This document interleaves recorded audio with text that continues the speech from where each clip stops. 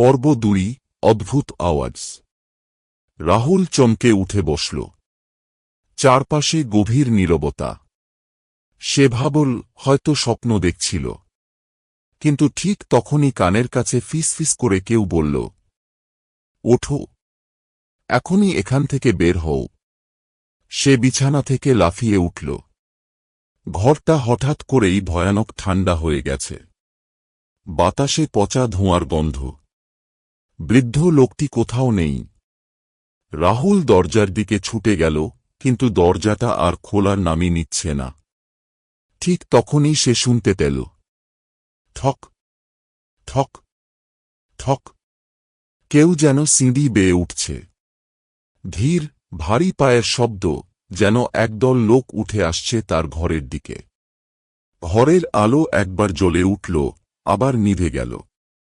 হঠাৎ করেই দরজাটা আপনা থেকেই খুলে গেল। বাইরে দাঁড়িয়েছিল একদল অন্ধকারে ঢাকা ছায়ামূর্তি।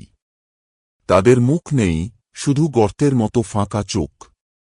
রাহুল চিৎকার করে ছুটতে লাগল, কিন্তু পা যেন ভারী হয়ে গেছে।